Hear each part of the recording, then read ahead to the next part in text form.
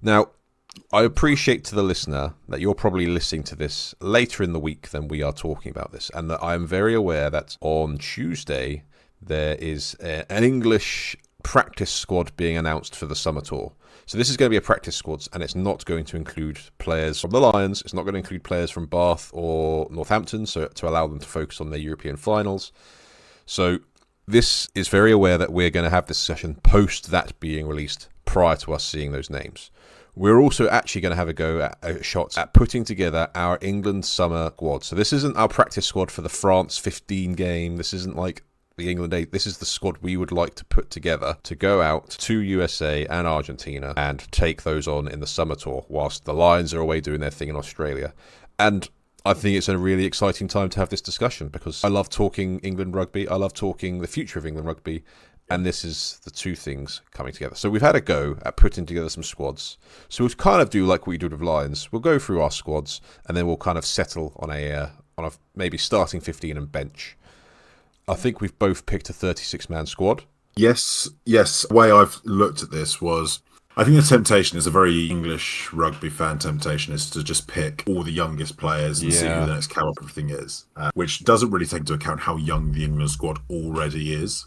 Yeah. And with the world rankings and the pool selection for the next World Cup coming up later this year, it's actually reasonably important for England to go out and hopefully get a couple of results against Argentina because they're behind them in the rankings at the moment and they could really do with overtaking them. So it's not a tour for... It's not a development tour. Yeah, it's not. Yeah, exactly. It has to be one that they've got to go out with a mindset of winning. So before going into these squads, I will say that I've had to rein myself in a fair bit on some of my picks and probably go more practical than I would have liked to have gone. Yeah. For that exact reason, Rory, because I agree. It is probably a more important tour than people realise when you do take into account the Rugby World Cup rankings. It is going to be coming to that time of the year where those group stages are drawn and your rankings are very important. That being said, I think there's plenty of room within this to you take a punt on a few players. I think there's a chance to do things a little bit differently, but balancing that with having enough nous and experience in there to get some results. Yeah. So it'll be interesting to see how our squads are fared up, I'd say. Yeah, so let's start where we always start, at the best, at the top, at the creme de la creme, at the props. Let's do it. I have got 6 named. Me as well. So obviously Will Stewart and Ellis Genge are on the Lions tour, so that does open things up a little bit. Yeah. So on the loose head side, I've got Finn Baxter. Yeah. Obviously Ellis Genge is understudy at the moment, and I think will probably be the starting loose head this summer. Yeah.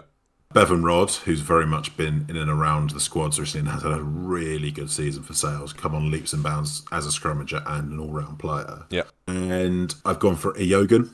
Okay. Yeah. I don't hate that pick. I think he's really developed into a very good loose head. I think there's still questions about scrummaging. We'll talk about it a bit later. Struggled a little bit in the game this weekend. But possibly in that kind of environment, he might be able to step up and really develop that scrummaging to a top level. And I think from a raw capabilities perspective, he looks a player to me that's got every chance of developing into a very, very good prop. Did you have any different picks on loose heads? So I do, and it's only because of how England have treated Ashra Poku-Fajor through the under-20s. So I've picked a Poku-Fajor to be a loose head, but to also kind of be a floating tight head as well. I've also got Beno Abano in there. So I've kind of picked 4 loose heads. Yeah. But Beno Abano's not a bad pick at all. I think maybe it's a bit late now for Beno Abano to break into the England squad. That's what I mean. It's not about breaking in. I just think he'll do a solid job. No, look, he's a really good player, Beno Abano. He's probably been a bit unfortunate with injuries and suspensions at the wrong time in the last couple of years. Yeah. The only reason I didn't pick him was I think at the moment I think Baxter and Rodd are ahead of him in terms of the established props. Yeah.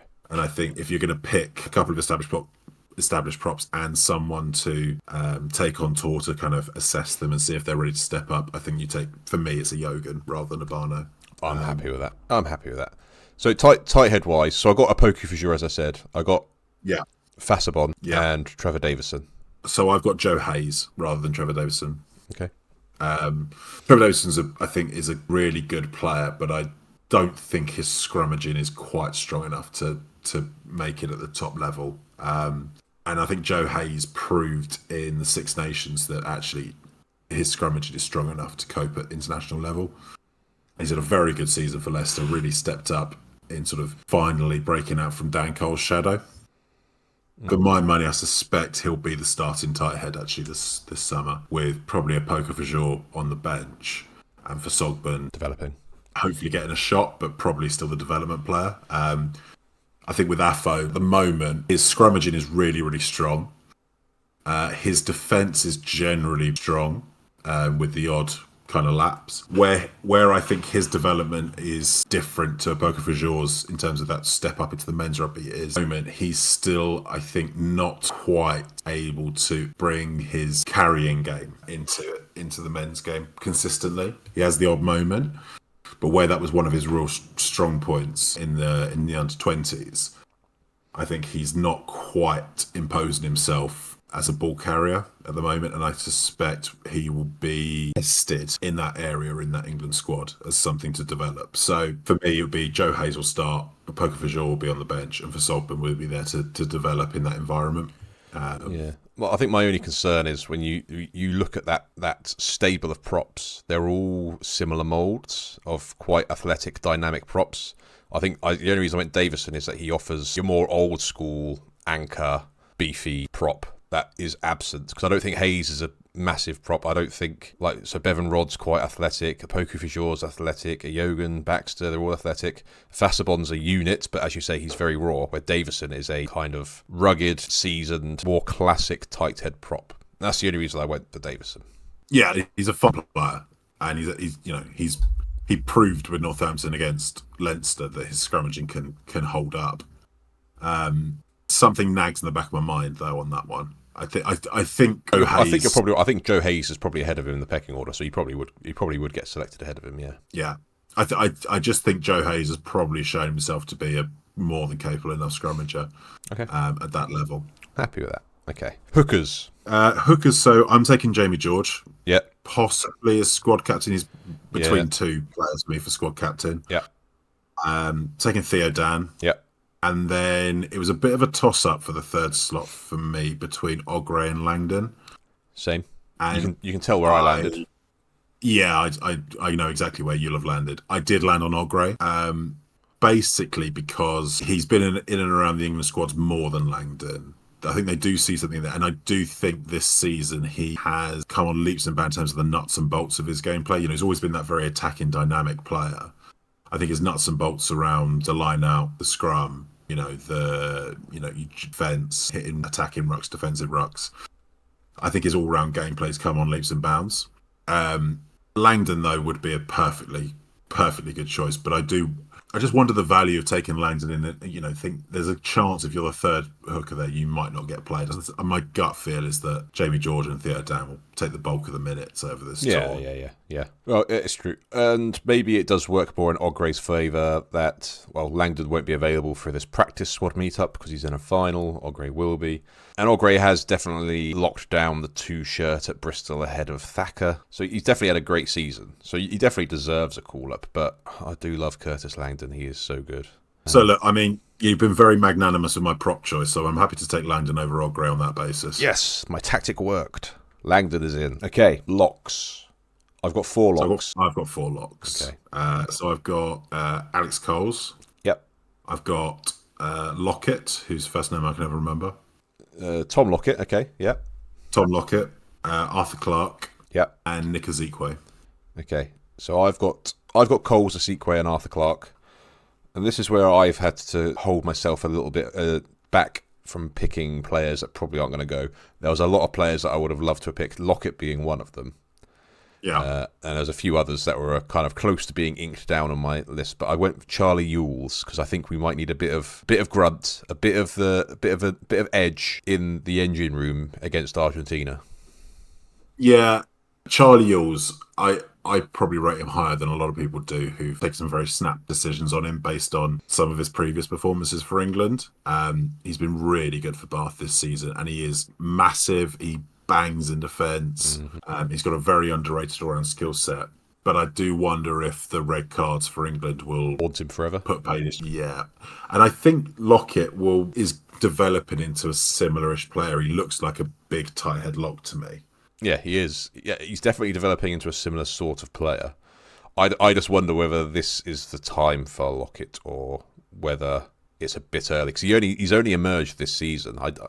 He has had a great season. He's really like if there wasn't a certain Henry Pollock around, Tom Lockett would 100% be in the discussion. Yeah. Certainly from a Northampton perspective of being like breakthrough player for sure. Yeah.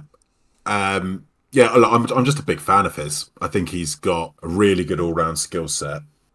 You know, he's so mobile for his size, and the fact that he is in that kind of tight headlock mould, quite old school English style tight headlock rather than kind of the new French style, which we just don't have. This way, I'm not going to argue a Bath player to be ahead of a Northampton player. So we take Lockett. We're taking Lockett, and remember, this was your pick, not mine. Okay, back row. I've got 7 names written down here. I've got 7 names written down. So okay. I think the obvious one here is. So the obvious one for me is Ted Hill because he covers second row as well. Yes, Ted Hill's in my list. Okay. So I got Ted Hill, Chandler Cunningham South. Okay, yeah. Kenningham. Yeah. Tom Willis. Yeah. Guy Pepper. Yeah. Ben Curry. Yeah. And Alfie Barbary. Interesting. So I have the exact same picks, bar Cunningham South. You're not picking Cunningham South? I partly forgot about him, if I'm honest. Much like most of the Quins team, been quite forgettable in the back end of the season, I'd say. I would say he's probably been a bit of a shining light, if not, but only in sort of relative terms. But I also think he covers second row 6 and 8, so a handy player in the squad. But before you doubt my pick, Sam Underhill.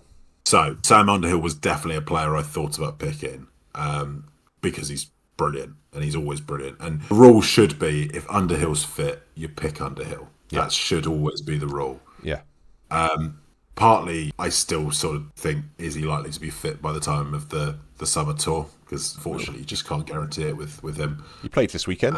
He did play this weekend. And then part of me wonders, and this is just sort of maybe me overthinking it a little bit, but I wonder whether he's going to still be playing in England next season. Interesting. He didn't get the central contract. Bath haven't released their levers yet, to be honest. So no.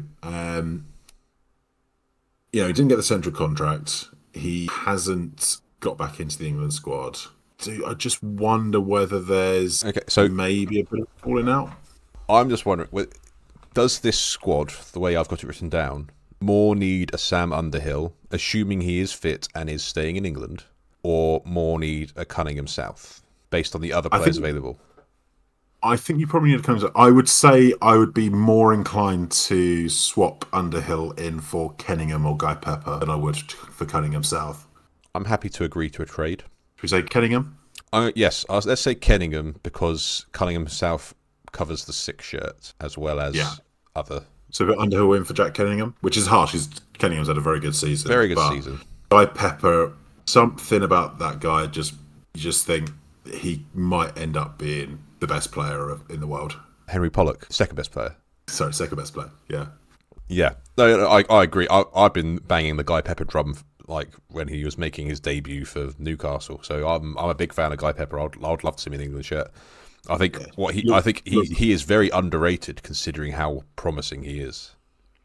Yeah, I mean, honestly, I'm watching the Bath game back, and his involvements are just ridiculous. He's a machine. Yeah, he's an absolute machine. I think he's got. I mean, Johan van Graan was talking about him in the mould of like a Richie McCaw, which is a massive statement, and you don't want to put that kind of pressure on a young kid's shoulders. No. To live up to that kind of level, but you can kind of see where he's getting at with just the engine on him and the physical strength, and and his work at the breakdown is nuggety. It's work at the breakdown. Yeah. He's a line-out option. He's got a really good attacking skill set as well. There's not a lot of weaknesses to his game.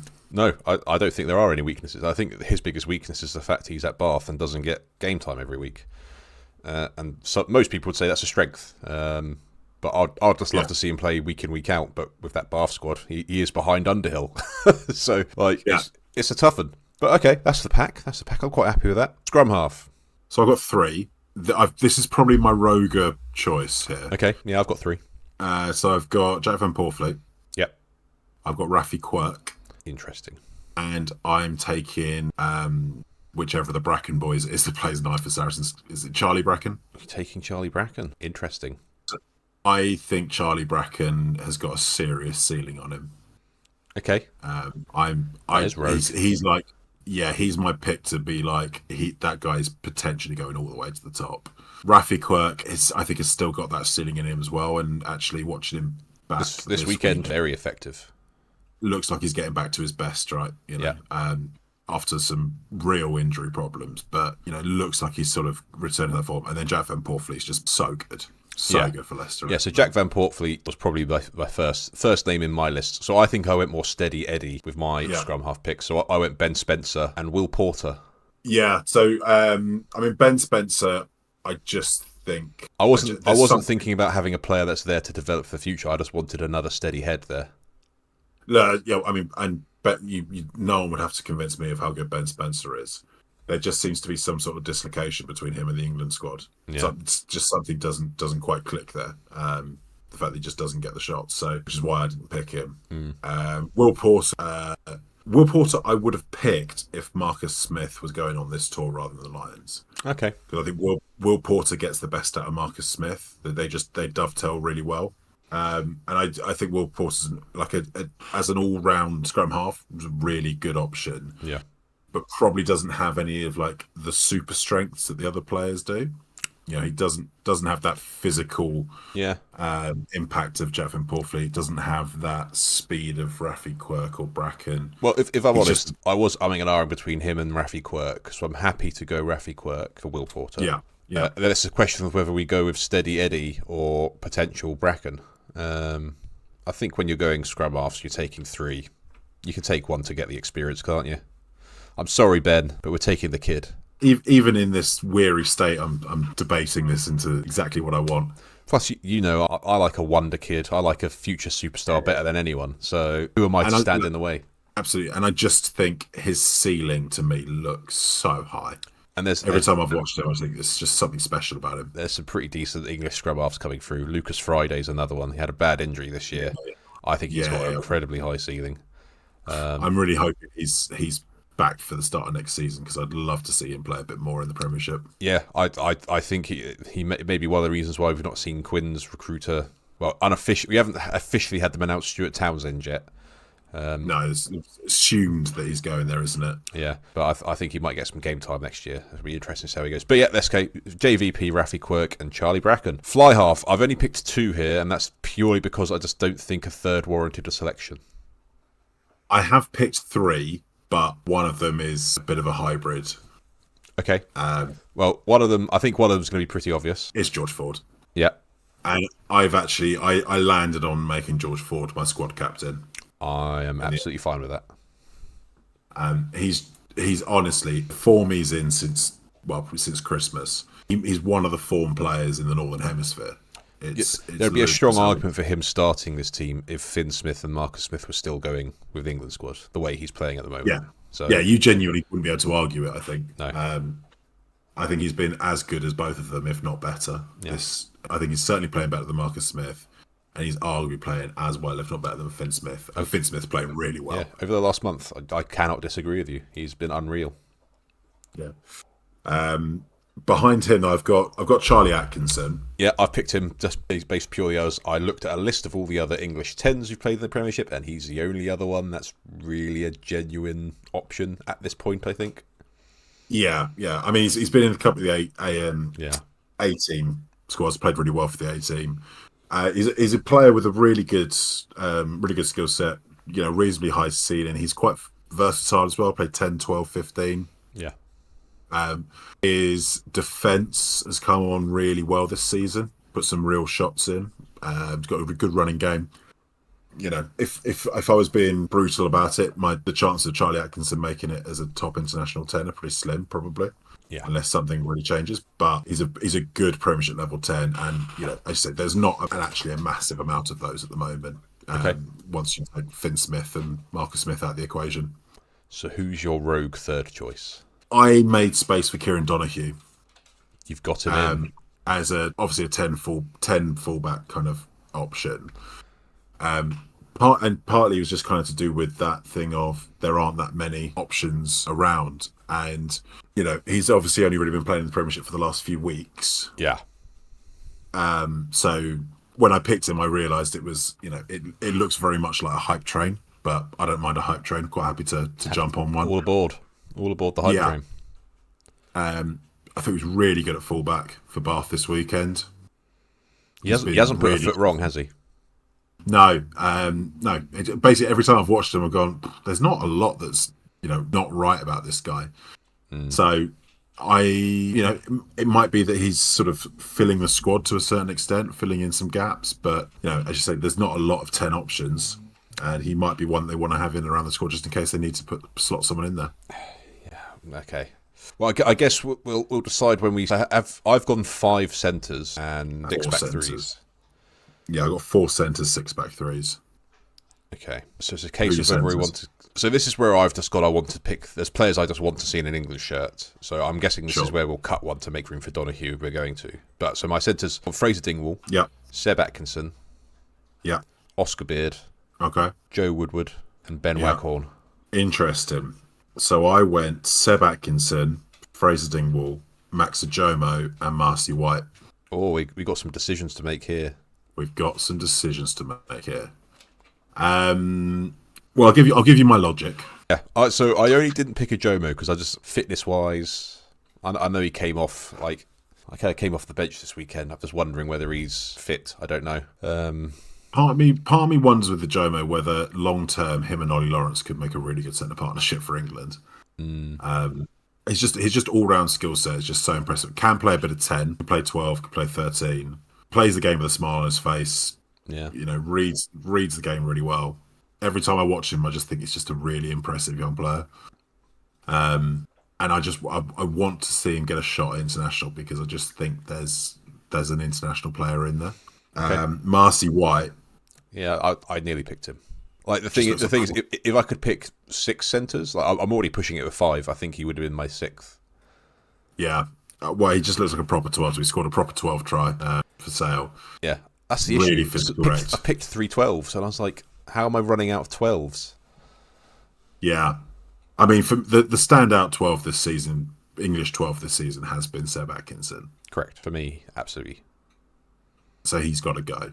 Yeah. Fraser Dingwall's got to go because, he was very good for England. Ties that whole back line together. I'm not taking Henry Slade on the basis that I don't think his form deserves it. No, and I want to see what an England partnership looks like without Henry Slade, if I'm honest. Well, without spoiling anything, my centre selection is based purely because I want to see Seb Atkinson and Fraser Dingwall playing together. Yeah, well, I think that will probably, for me, that's the starting partnership. That's what I want to see, and that's where I based my rest of selections on, because I think Oscar Beard is similar-ish to Dingwall, some differences, and I think Woodward and Waghorn are like where Seb Atkinson was like a year or 2 ago. Yeah. But Massey White is in that equation as well. So I'm happy to swap either of those out for Massey White.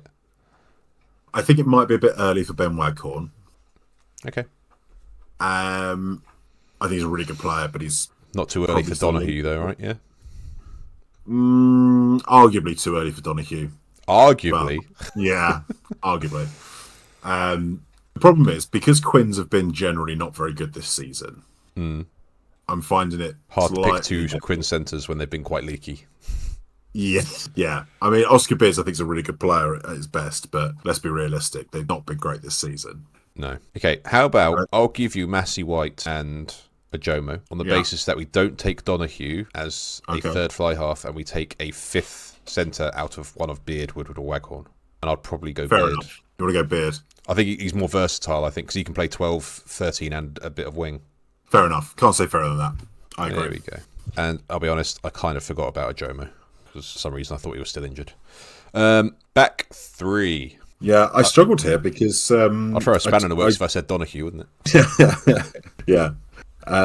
This was quite a tough one because actually what I probably wanted was more back 3 options to select, but I didn't want to ever do it because I've ended up picking 3 fullbacks and 3 wingers, which doesn't feel like a good balance, but that's what I've ended up with. I've got 4 and 2. Yeah, well, I've got George Furbank, I haven't got him. I've assumed he's out for the summer. Oh, is that assumed now? Is it? I think if he was going to be fit enough for the England tour, he would have been fit enough to play in the final. And if he was fit enough to play in the final, he would have got some minutes in the last weekend. Okay, right. So I'm kind of assuming that they've just they're just going to give him the summer to recover fully. That's my thinking. Fine. Well, in that case, that might make it an easy swap out. But I'll give you the rest of my selections. I've got Freddie Stewart. Yeah. Joe Carpenter. Yeah. Caden Murley. Yeah. Paul Brown-Bampo. Of course. To Collins.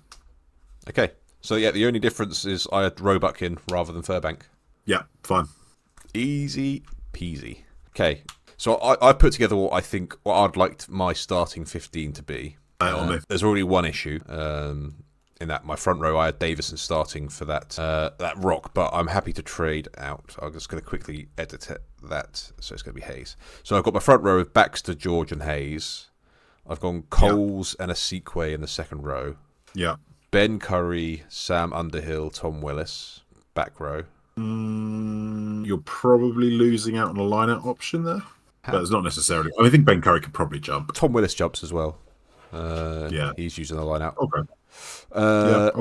Van Portfleet and Ford, Atkinson, Dingwall, Roebuck, Carpenter, Murley.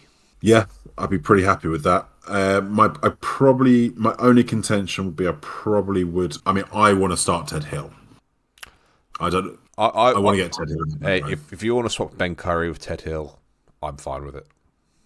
That's maybe my only contention because literally because you get that line-out option, but also I also think I just want to see that guy get a start. And Ted Hill is in like the talking pot for like Player of the Year for the Premiership and stuff. So it's not like it's not warranted. Like do you see him catch Radwan? He's unreal. He's an absolute machine. Yeah, he's a freak. I love it. And the fact for Bath's future, they've got Ted Hill and Guy Pepper, who are two absolute freaks of nature, like athletically. When they don't want to play Underhill and I don't know who else they're going to play in that back row, but the fact they got Ted Hill and Guy Pepper, that's it. They just feel like specimens of like supernatural abilities. Yeah, it's unfair. All I'm saying, again, sorry, Bath fans. I know you feel like we've targeted you before, but it's not fair that you've got all these players, especially when they're as good as Ted Hill and Guy Pepper. It's not fair, okay? We haven't even talked about Miles Reed, a chronically underrated player who's actually really good, never gets in the sniff in these conversations. But I'm not going to talk about Bath much more than I already have. But it's not fair. Okay, got that off my chest, Rory. Okay, it'll be interesting to see what the squad looks like announced tomorrow for us as we record. Because I think we will see some of the fringe players that we've probably spoken about being in the practice squad. Because obviously they can't pick all the players they'd want to. But it'll give us a good indication of probably where Borthwick is thinking. And it'll be really interesting to see if any of these fringe players do get good nods. I think the centres is the area that I'm particularly keen to find out where we're looking. Because I think over this last 12 months, I think that's the position where the talent pool for England Rugby to select from has grown exponentially over the last 12 months. Centres and props, but yes. Yeah. Well, props I'd say over the last 2 years, but I think over the last 12 months specifically, like this time last year, I wasn't sure about Ben Waghorn or Joe Woodward. Massey White had been forgotten about. Ajomo was kind of the forgotten man in kind of rugby. All of these players are putting their hands up now. It's been a very good season to be an English centre in the Premiership, actually, hasn't it? If you think about it. Yeah, no, I completely agree. And actually to see the kind of talent that we haven't even talked about. Yeah. In the sense, the likes of Lee Hartley, who I think is going to develop into a really, really good player. Another really, really good player. I think he's just suffered by the fact he's had injuries so frequently this season. Yeah. Tom Litchfield at Northampton's had a really quietly good season. James Williams at Bristol's been a really good glue player for them. Yeah. So like, there's more than just what you think. And Will Butt would have been a perfectly good shout for this.